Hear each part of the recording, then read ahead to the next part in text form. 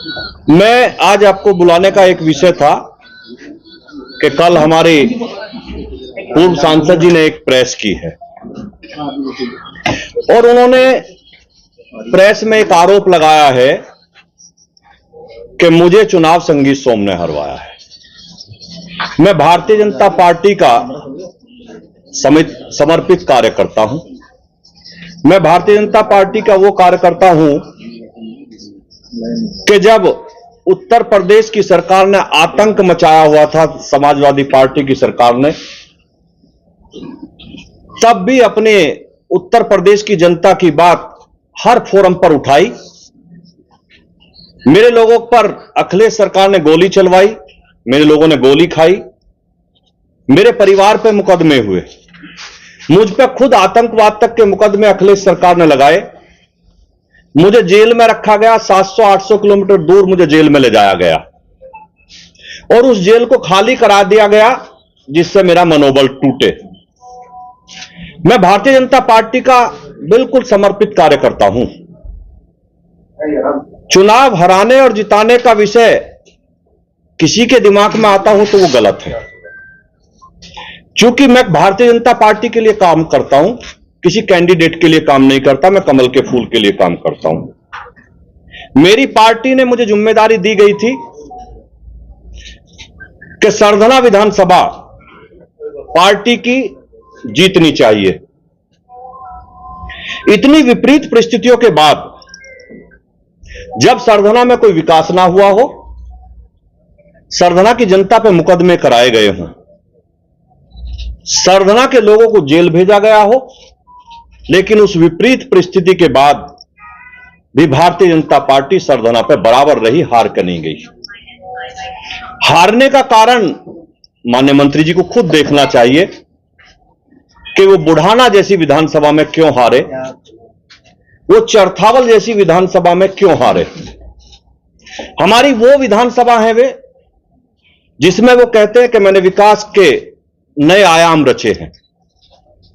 मुजफ्फरनगर विधानसभा हमारी ऐसी विधानसभा है भारतीय जनता पार्टी की, जिस विधानसभा को विपरीत परिस्थितियों में भी भारतीय जनता पार्टी 30 से 40 हजार वोटों के मार्जिन से जीतती है।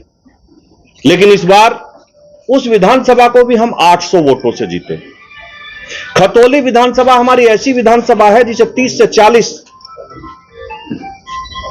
हजार मार्जिन से पार्टी जीतती है, हम उसे भी शायद 2000 वोटों से जीते। हम मुजफ्फरनगर की जो माननीय बालियान जी की हमारे भाई हैं, जो उनकी घर की विधानसभा है चरथावल और बुढ़ाना, वे उन्हीं दो विधानसभाओं पे हारे। तो उन्हें चिंतन मनन यह करना चाहिए कि आखिर मैं घर की विधानसभाओं पे क्यों हारा। पार्टी के अगर वो समर्पित कार्यकर्ता हैं तो हम कार्यकर्ताओं का एक फोरम होता है। अगर किसी ने कोई गलती करी है, किसी की कोई शिकायत हमें एक दूसरे से है, तो हम अपनी पार्टी फोरम पे बात रखेंगे।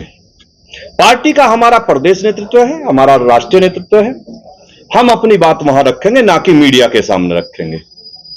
मुझे तो मीडिया के सामने इस बात के लिए आना पड़ा क्योंकि मुझ पर नाम लेकर आरोप लगाया गया। मैं भारतीय जनता पार्टी के अपने नेतृत्व से यही कहूंगा कि इस सारे विषय की जांच होनी चाहिए। मैं भी 2022 में चुनाव हारा था। कारण क्या है मैं कुछ नहीं कहूंगा, लेकिन मैंने पार्टी को अपनी बात बताई और पार्टी ने उसकी जांच की होगी या कर रही होगी। मैंने कभी भी मीडिया के सामने हार का ठीकरा किसी के सिर पर नहीं फोड़ा आके। मैं संजीव बालियान जी को भी यही सलाह देना चाहता हूं कि पार्टी के कार्यकर्ता के तरीके से आप अपनी बात रखिए, पार्टी फोरम पर रखिए, मीडिया के सामने मत रखिए, चूंकि हम घर की लड़ाई बाहर नहीं ले जा सकते। और मैं विपरीत परिस्थितियों में, मेरी पर्सनल नाराजगी होने के बावजूद, मैंने संजीव बालियान जी को सरधना पे चुनाव नहीं हारने दिया। मैंने इतनी मेहनत करी, कार्यकर्ता लगने के लिए तैयार नहीं थे। चुनाव के दिन आपकी जानकारी के लिए मैं बता दूं, जो हमारी पार्टी के बस्ते गए वो भाजपा के बूथ अध्यक्ष से लेकर सपा के बूथ अध्यक्षों को दिए गए। लेकिन उस परिस्थिति में भी हम लोगों ने भारतीय जनता पार्टी को चुनाव जिताया। भारतीय जनता पार्टी का कार्यकर्ता ही चुनाव जिताएगा, ना कि समाजवादी पार्टी का कार्यकर्ता चुनाव जिताएगा। मैं आज आप लोगों के बीच में यही कहने के लिए आया था कि मैं भारतीय जनता पार्टी का समर्पित दोनों तरीके का कार्यकर्ता हूं। मैं अपनी पार्टी के लिए दिन रात जी जान से मेहनत करता हूं और वो हमेशा करता रहूंगा। हार जो है भीतरघात की वजह से हुई और विभीषण बताया जा रहा है कि पार्टी के अंदर विभीषण मौजूद है। वो विभीषण किसे कह रहे हैं?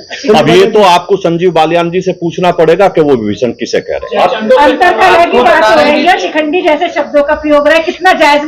मेरे माँ बाप ने मुझे ऐसे संस्कार नहीं दिए कि मैं किसी के खिलाफ इस तरीके के अनर्गल बात करूं, किसी को शिखंडी कहूं, किसी को विभीषण कहूं।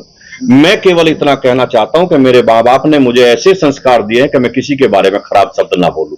बालियान कह रहे हैं मेरा पानी उतरते देख किनारे पर अपना घर मत बना लेना, तो लौट कर फिर आऊंगा, क्या कहेंगे?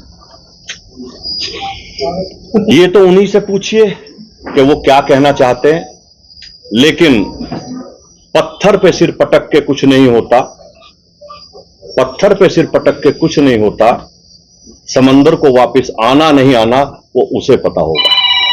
अच्छा सर, सुन साहब आपने जैसे कहा कि कोई भी अगर बात की तो उसे पार्टी फोरम में रखना चाहिए था, तो आपने भी एक कमेंट बड़ा ओपन में किया था कि उनका स्तर इस लायक नहीं है कि मेरे से बात कर सके। तो आपने मेरा वो बयान सुना होगा, शायद आपने ये बात नोट नहीं करी होगी कि मैंने वो बयान कब दिया था। उन्होंने 2 दिन पहले कहा था कि संगी सोम विनाश की राजनीति करते हैं। मैं कभी विनाश की राजनीति नहीं करता, मैं विकास की राजनीति करता हूं और उसी का कारण है मैं हारने के बाद भी मैं 12 में जीता। जितनी वोट मिली उससे 1.5 गुना ज्यादा वोट मुझे उसके बाद मिली, 17 में मिली, और 17 में जितनी वोट मुझे मिली उससे 10,000 करीब वोट ज्यादा मुझे 22 में मिली। अगर मैं विनाश की राजनीति कर रहा होता तो लोगों का आशीर्वाद मुझे बढ़ता नहीं। वो अलग विषय है, हारना जीतना एक अलग विषय है, लेकिन मेरा वोटों का ग्राफ कभी नहीं गिरा है। आपके बूथ पे ही आधी वोट मिली है पिछली बार से, आपके बूथ आधे से। देखिए, मेरा बूथ पूरी सरधना विधानसभा है, आप एक बूथ की बात नहीं कर सकते। अगर ये बात आप करेंगे तो हमारी विधानसभा बुढ़ाना में एक सोरम गांव है, वो हमारा बहुत बड़ा गांव है, उसमें हमारे देश के बड़े बड़े लोग रहते हैं। और संजीव बालियान जी का वो बहुत एक ऐसा गांव है जो जिसे वो अपना घर मानते हैं। हमारे प्रदेश के अध्यक्ष जी भी वहां गए, बड़ी बड़ी सभा भी वहां हुई, उसके बावजूद भी हम सोरम गांव में हार के आए हैं। तो ये तो अलग विषय है, कौन कहां हारा जीता है। मैं सरधना विधानसभा की बात कर सकता हूं कि सरधना विधानसभा में मैंने चुनाव नहीं हारा। बालियान जी आपकी सुरक्षा पर सवाल खड़े कर रहे हैं, जो नाराजगी थी वो भारी पड़ी है। देखिए, अगर आप ठाकुरों की नाराजगी की बात करेंगे तो मैंने कहा विपरीत परिस्थिति के बाद, लोगों की नाराजगी के बाद भी हमने विधानसभा नहीं हारने दी। बालियान जी आपकी सुरक्षा पर सवाल खड़े कर रहे हैं। अब ये उनका विषय है, वो क्या कर रहे हैं। सुरक्षा कोई ओब्लिकेशन नहीं होता, सुरक्षा। अगर आप मेरी बात सुने, हाथ तो मैं सबसे मिलाऊंगा, मेरा कोई दुश्मन नहीं है। अगर मुझे हरेंद्र मलिक मिलेंगे उनसे भी हाथ मिलाऊंगा, मुझे देश का कोई और बसपा का नेता मिलेगा उससे भी हाथ मिलाऊंगा। मैं दुश्मनी किसी से नहीं करता, मेरी सबसे दोस्ती होती है। तो चुनाव लड़ाया और सरकारी सुविधाओं का आप आनंद ले रहे हैं। मेरे पास कोई सरकारी सुविधा नहीं है, सुरक्षा सुविधा नहीं होती, सुरक्षा इंटेलिजेंस की देन होती है, वो सरकार की नहीं, वो तो विपक्ष के नेताओं को भी मिली होती है। इतनी जानकारी सब लोगों को होनी चाहिए। सोम साहब, बालियान साहब ने एक स्टेटमेंट दिया है, उन्होंने कहा है कि उनकी हार में एक बड़ा मुद्दा था जो वोट्स में डिवीजन का होगा। इसको आप भाजपा के परिप्रेक्ष्य में किस तरह से देखते? देखिए, मैं फिर कह रहा हूं, हिंदू वोटों का ना निकलना, कम निकलना, डिवीजन भी बोला उन्होंने। मैंने बता रहा हूं, हिंदू वोटों का कम निकलना, किसी कारणवश उनमें डिवीजन होना, ये हार का बड़ा कारण। आरएलडी के आने से बीजेपी को फायदा हुआ है या नहीं हुआ? मुझे नहीं लगता, क्योंकि हम जो सीटें जीत रहे थे हम उन्हें भी हार गए। आरएलडी के वोट डिवीजन को भाजपा के परिप्रेक्ष्य में किस तरह से देखते हैं आप? देखिए, मैंने आपको बताया, ये पार्टी का विषय है, पार्टी इस पर चिंतन मनन कर रही है और पार्टी इस पर देख रही है कि ये डिवीजन क्यों हुआ। चिंता का विषय है ये हमारे लिए चिंता का विषय है।